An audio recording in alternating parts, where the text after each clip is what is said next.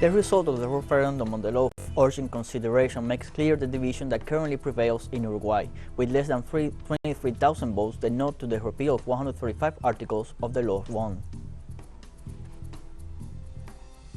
Russian Foreign Ministry spokeswoman Maria Zakharova said on Sunday that talks between her country and Kiev are not progressing because the Ukrainian authorities never tried to negotiate. Yemen marks the 7th anniversary of the war, and it has left unexploded bombs and landmines all over Yemen, seriously endangering the Yemeni people.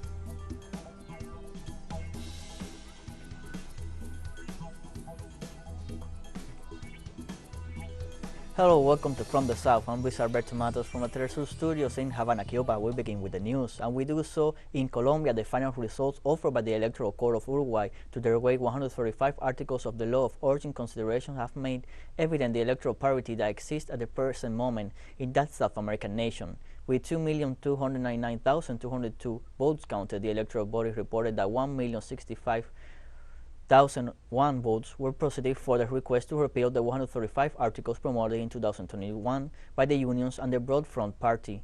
1,087,557 votes were for the no vote, in support of the law of origin consideration promoted by the government of President Luis Lacalle Pou, which means a difference of only 22,556 votes, according to the bulletin of the Electoral Court that counted 100% of the votes in the 7,063 circuits. Therefore, and although 35,000 votes remain to be observed, Uruguay ends the day of referendum where, despite the fact that the opinion promoted the progressive groups did not prevail, everyone recognizes the strengthening of strategic alliances and the recovery of key spaces.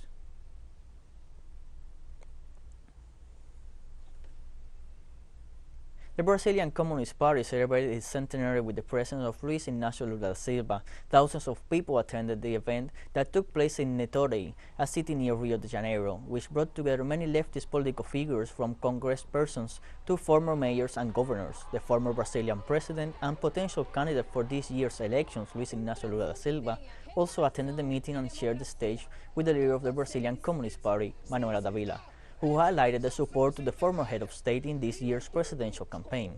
Meanwhile, Lula once again attacked Jair Bolsonaro, the current president and his main opponent in this year's elections.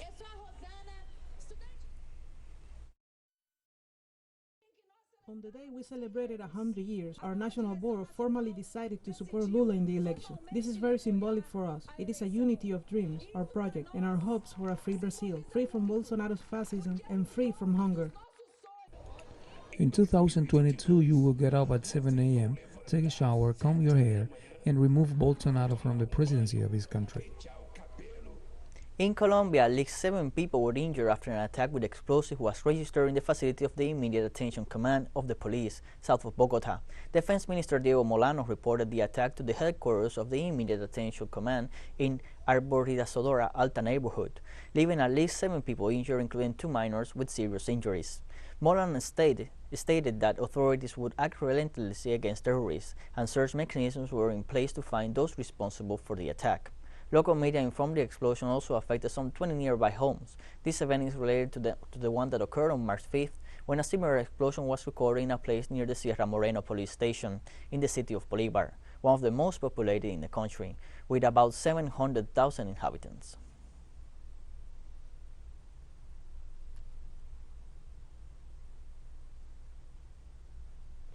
After the incident, the mayor of Bogota, Claudia López Hernández, stated that rewards up to 300 million Colombian pesos, equivalent to almost $80,000, will be paid to those who provide information that will lead to the detection of those responsible for the attack. A decision was made to offer a reward of up to 300 million pesos to citizens who can provide information on who may be responsible for this attack or any information they may have. This is the highest reward that we have at this moment in the city of Bogota. Just on March 5th, just over a week ago, we had a similar event in the nearby area of the police station of Sierra Morena, and therefore all the intelligence agencies of the state are on alert and continue with the investigation. Several cities in the United States and around the world once again joined the Global Day of Action against the blockade imposed by the White House on Cuba 60 years ago. The caravan began in Miami City with a great gathering at 10 a.m. local time in the Miami Emmy Park. along the service road next to Coral Way, surrounded by banners in rejection of the unilateral coercive measures imposed by the United States on the Caribbean island, such as the prohibition of remittances and the restrictions on international travel from the United States to different provinces in the country. In the same way, the Joe Biden administration tried to avoid the mobilization in solidarity with Cuban people hours before the beginning of the march.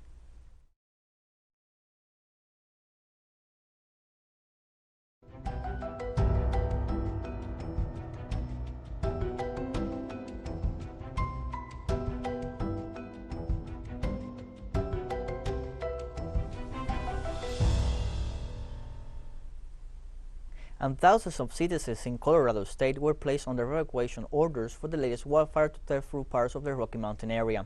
The flames burned in some 81 hectares near Boulder came just 3 months after the powerful, fast-moving March of Fire caused devastation, destroying more than 1,000 homes and leaving 2 people missing and presumed dead.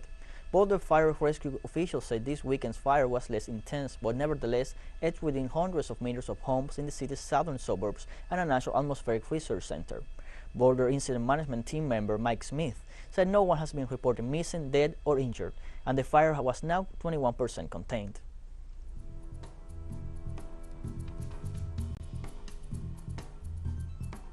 Let us take a short break now. Join us again after this.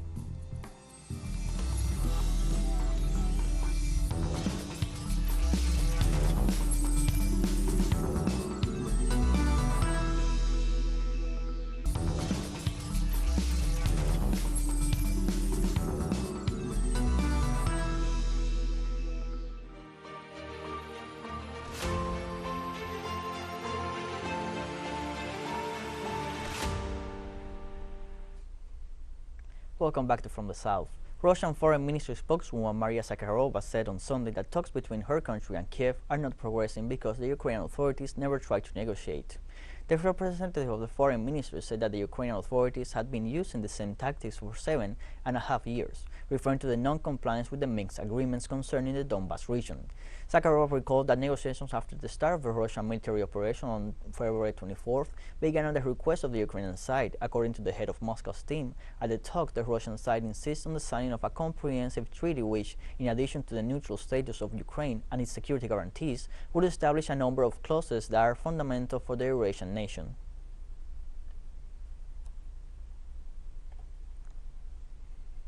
In Russia, the head of the National Center for Defense Management, Colonel General Mikhail Mesintsev, warned that Ukrainian nationalists had mined a dam in the city of Odessa, and if this was the case, its explosion would flood densely populated areas.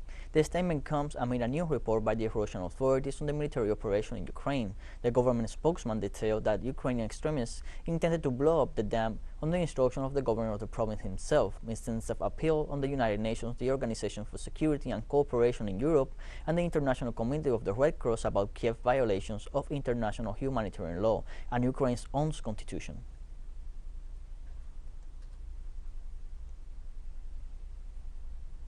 Russian President Vladimir Putin congratulated the Russian National Guard on the 6th anniversary of its creation. I'd like to address especially the service personnel and the National Guard's units involved in the special military operation in Donbas and Ukraine. Comrades, in fact, the combat conditions involve a higher risk. I am well aware of how you act in this situation. Highly courageously and professionally, skillfully and boldly, you solve the most complicated tasks that come your way, competently and accurately while showing personal heroism.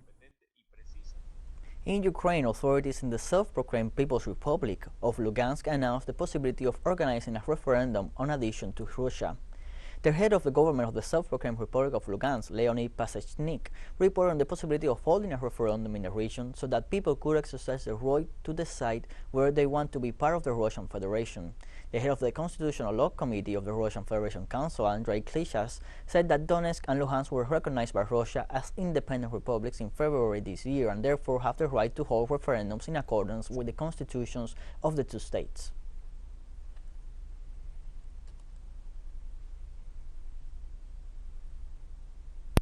The provinces of Donetsk and Luhansk proclaimed their independence in 2014 following a military coup in Kiev to eradicate the Russian culture in the country.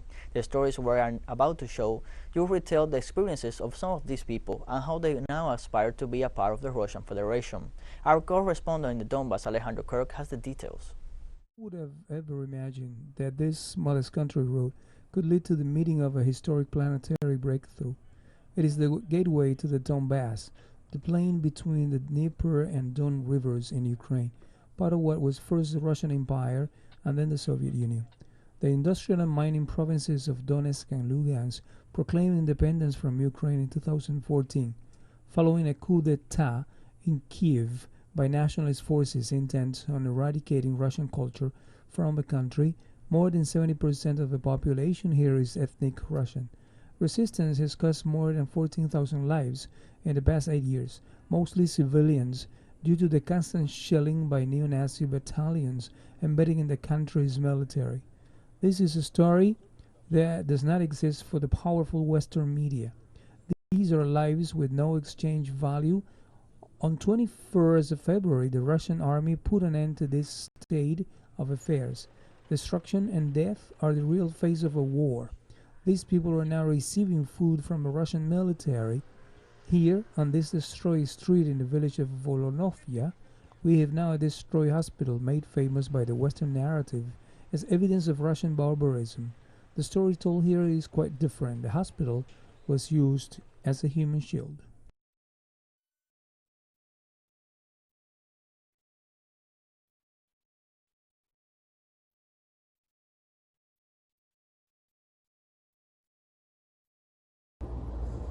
On the 24th, when this Armageddon started, we had 270 patients in the hospital in the morning. We came to work on the 24th and practically stayed at work for 18 days providing medical care, day and night to our patients and to those in need. During this, let's say, Armageddon, to say the least, we have 6 deliveries. We've delivered 6 babies. We've had stroke patients, trauma patients, infant patients. We have assisted injured surgical patients, therapeutic patients, those who have had heart attacks. We had the Ukrainian military here. I argued that the Hague and Geneva Conventions apply here. I asked the military to stay away from the hospital.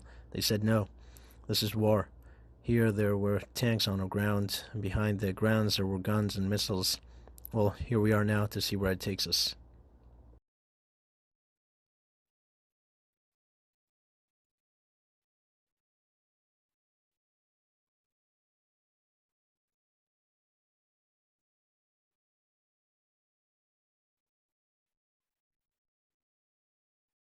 Everyone knew that it was a hospital, that there were sick people lying in the corridors while they were being evacuated.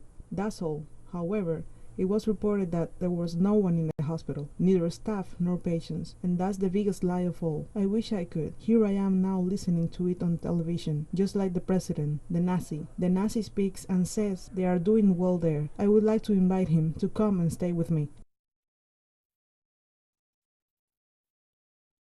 This is Shakhty in Lugansk, recaptured by Russian forces and people's militias in early March. Another example of Russia's cruelty, described from a distance by the Western media. Here, in reality, there was hell during 8 years of neo-Nazi battalion rule.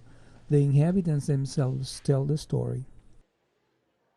Look at our flourishing factory, the flourishing factory that we had. The factory here was happiness. And look what remains thanks to the 8th Battalion. Here is the concrete plant. Look at the foundations. And here they are, those same foundations, all of them. I can even give you these pictures if anyone is interested in what we had left. How come we were left without the factories, all destroyed by the 8th Battalion?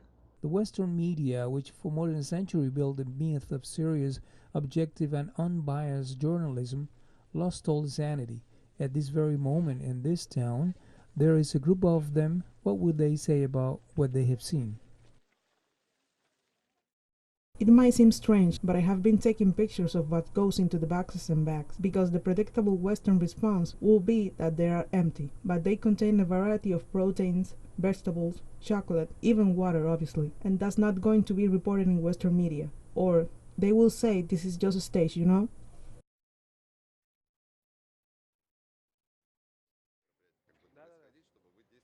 In front of the government palace in Lugansk, a monument commemorates two local journalists killed by Ukrainian forces in 2014. There were no headlines for them in the Western media. In Donetsk, the city has also built a monument to its murdered children, Angel Squares, as it is called.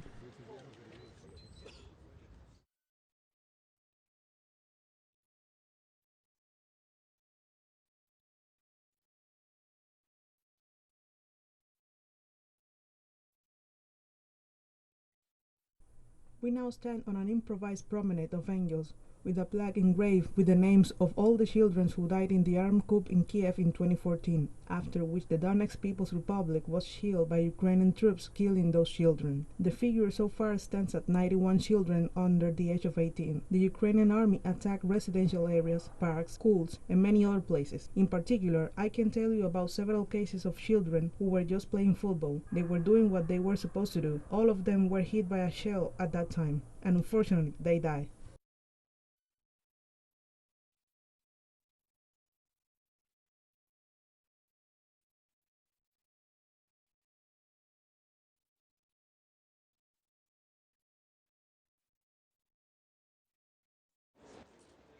After the end of the conflicts, leaders of these two republics hope to join the Russian Federation. The majority of the population seems to share this aim, according to a referendum held in 2014. Today, the Donetsk People's Republic is an independent sovereign state recognized by the Russian Federation, recognized by South Ossetia, and recognized by Abkhazia. Several other countries intend to follow this path as well, so we start from that. But if you ask any of us who live here, our greatest wish is to be as close as possible to Russia, ideally as part of it, but all in due time.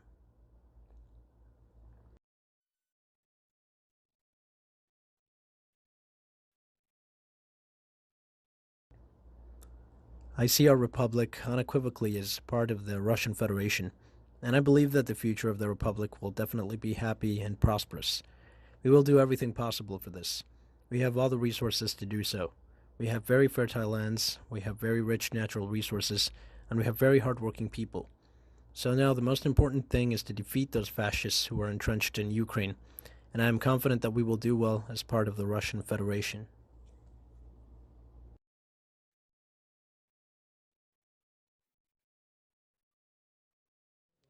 This school in Donetsk was hit by a Ukrainian shell in recent days. There were no students inside, but the effect is obvious. This soldier found a piano in the school's stair room.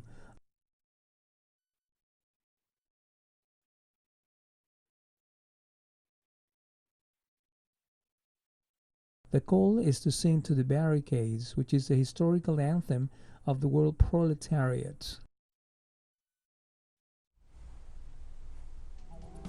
We are taking a short break now here, final short break, so stay with us.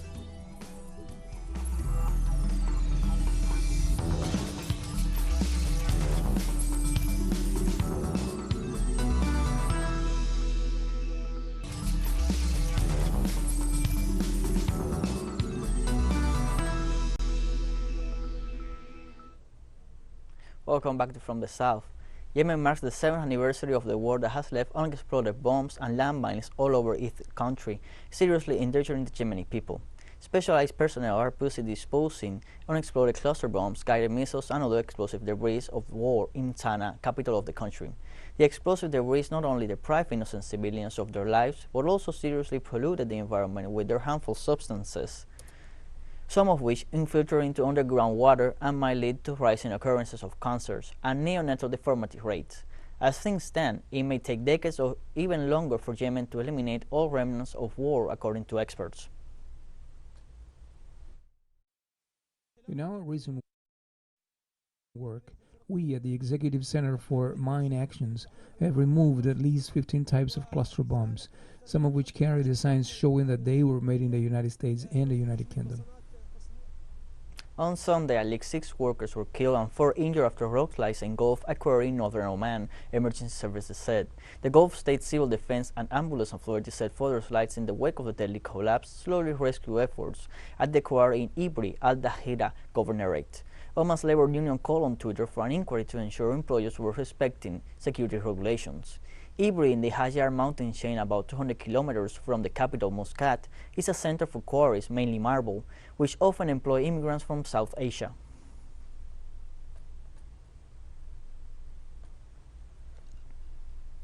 Chinese government officials said search and rescue personnel held a moment of silence at the crash site of last week's China Eastern flight. The airplane was flying between the cities of Kunming and Guangzhou when it nosedived into a mountainside, disintegrating on impact and killing all 132 people on board. Officials said Sunday the second black box had been recovered. The cause of the disaster, China's deadliest plane crash in more than 30 years, is not yet known. The plane was equipped with 2 flight recorders, a cockpit voice recorder and one in the rear passenger cabin tracking flight data. The former was found on Wednesday and sent to Beijing for analysis, which is expected to take several more days. This second black box contained crucial information such as the speed of the aircraft, its altitude and heading. Hundreds of people, including firefighters, doctors and investigators, remain at the scene of the tragedy, recovering human remains and the wreckage of the plane.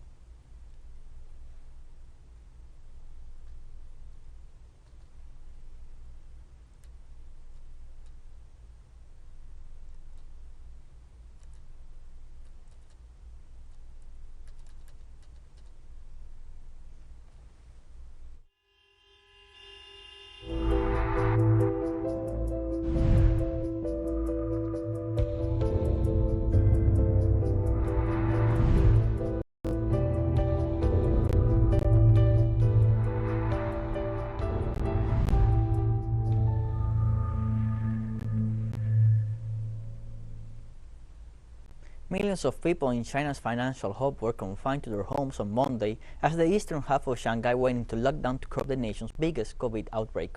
Authorities announced late on Sunday that it would carry out a 2-phase lockdown of the city of around 25 million people to carry out mass testing. The government had sought to avoid this kind of hard lockdowns regularly deployed in other Chinese cities, opting instead for rolling localized lockdowns in an effort to protect Shanghai's economy. But Shanghai has in recent weeks become China's COVID hotspot, and on Monday another record high was reported with over 3,500 new confirmed cases. The lockdown will last until Friday, then switch to the more heavily populated western section.